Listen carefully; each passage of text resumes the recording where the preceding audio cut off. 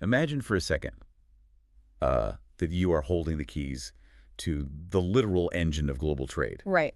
You have almost no natural resources to speak of. You get very little rainfall. I mean, your entire country has a total landmass roughly the size of New Jersey. Yeah, it's tiny.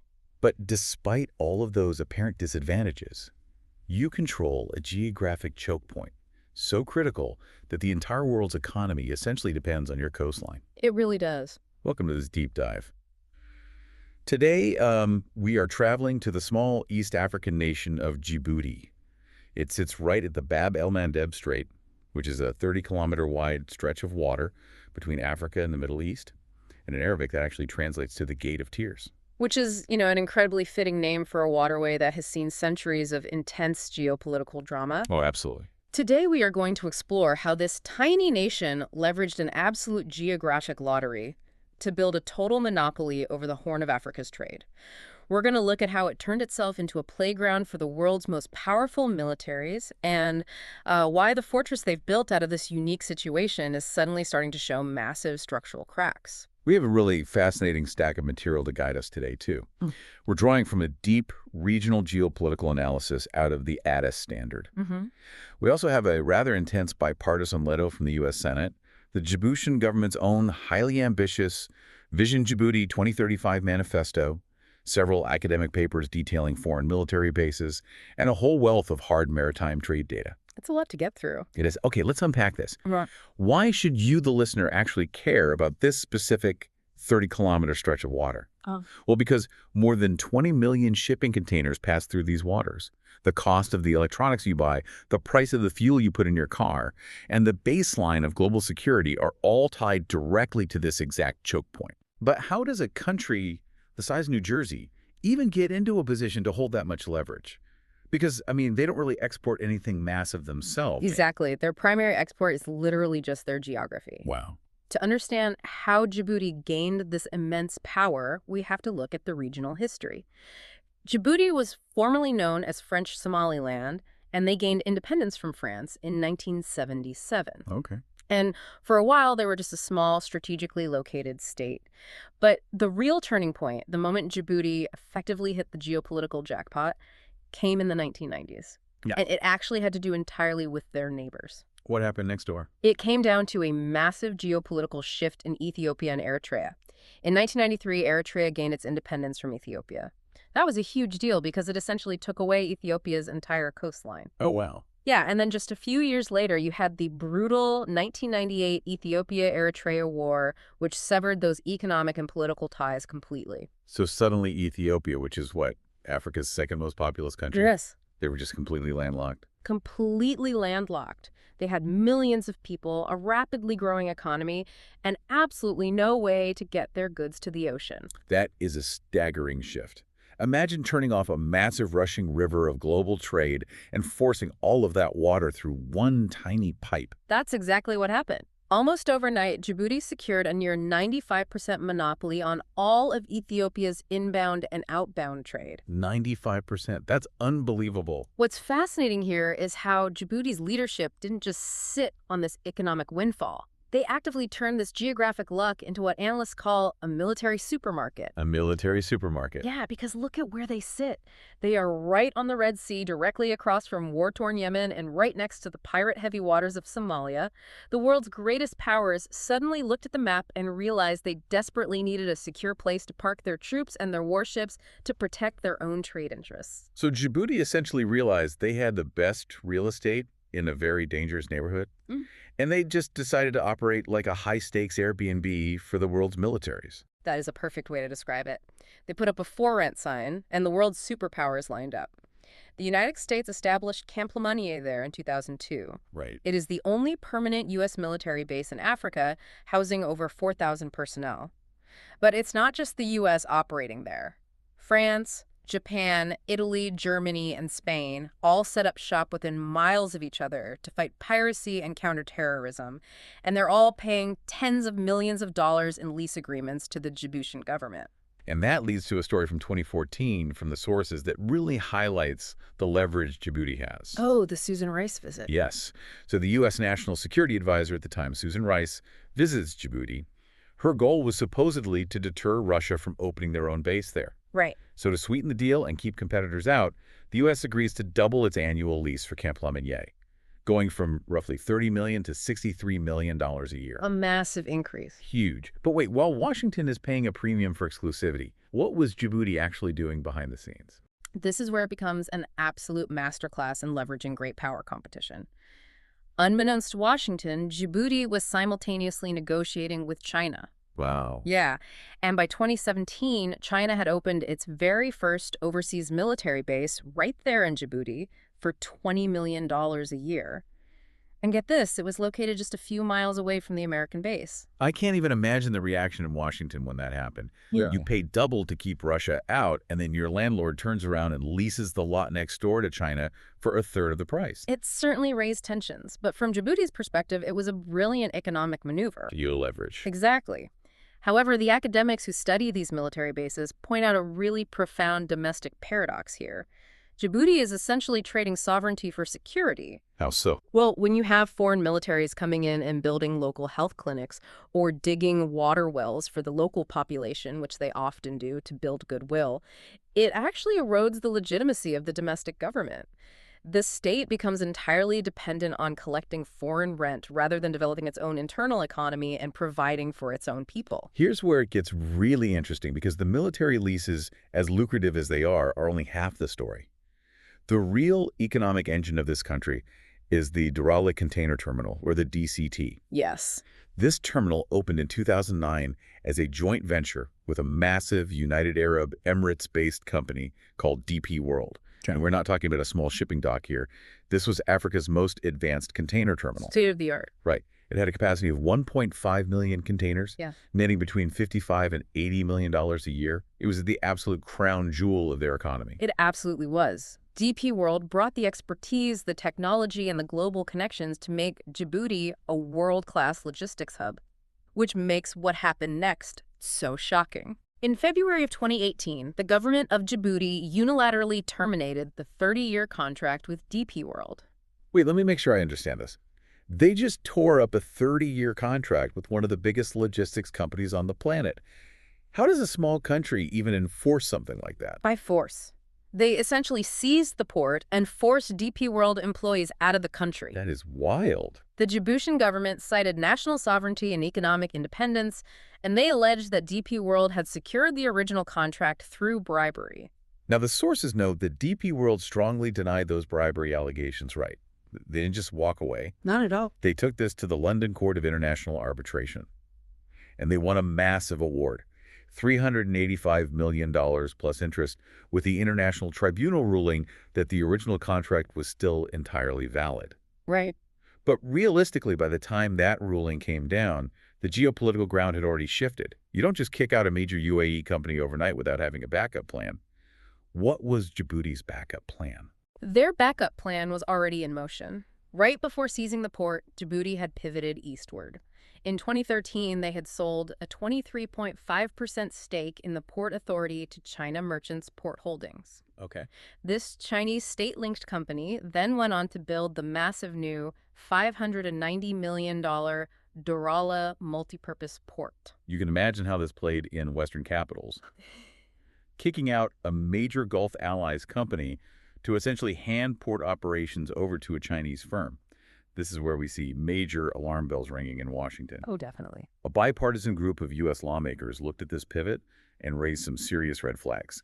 Lawmakers from both the political left and right sent a letter to the U.S. Treasury and State Departments expressing deep concern over this specific type of Chinese infrastructure financing. Yes, and their concerns were rooted in the sheer scale of the money involved. The lawmakers noted in their letter that China had provided over $1.4 billion in funding to Djibouti. $1.4 billion. To put that into perspective, that $1.4 billion was equivalent to a staggering 75% of Djibouti's entire gross domestic product at the time. The phrase they used in the letter was debt trap diplomacy. So how does the letter actually describe that working in practice? Is it like taking out a massive mortgage, you can't pay, and the bank just eventually forecloses and takes your house? That is the exact fear the senators were outlining. The lawmakers drew a direct parallel to a situation in Sri Lanka. Right, the Hambantota port. Exactly. In that case, the Sri Lankan government took out $1 billion Chinese loan to build the Hambantota port. When they couldn't generate enough revenue to repay the debt, they ended up having to grant a Chinese state company a 99-year lease on the facility just to wipe out the debt. I see. The U.S. lawmakers feared that as Djibouti's debt mounted, Beijing could extract similarly onerous concessions, perhaps even gaining full unquestioned control of the Doral terminal itself.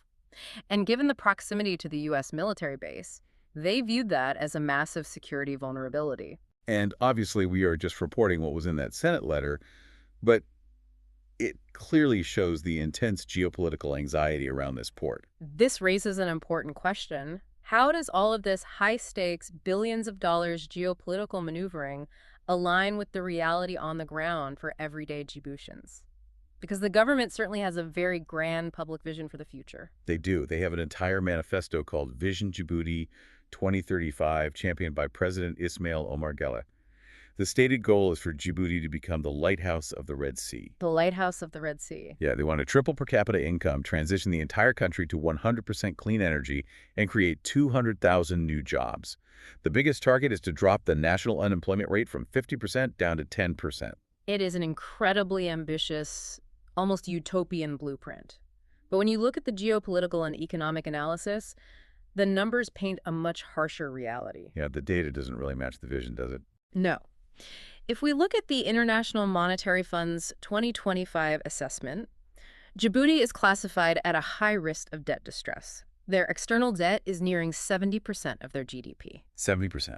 When you owe that much of your national income to foreign creditors, it severely limits your ability to actually fund the domestic transformations, the clean energy grids, and the job programs outlined in Vision 2035.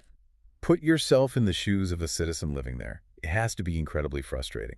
Imagine being in a country where billions of dollars of global trade and the most advanced militaries of the world's superpowers are literally operating in your backyard. Right there. The money is flowing right past your door.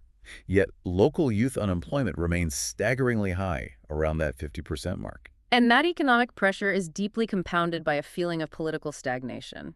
President Guelleh has been in power since 1999. Over 2 decades. Yes, and in late 2025, constitutional amendments were passed that removed presidential term and age limits, paving the way for him to run again in the 2026 elections.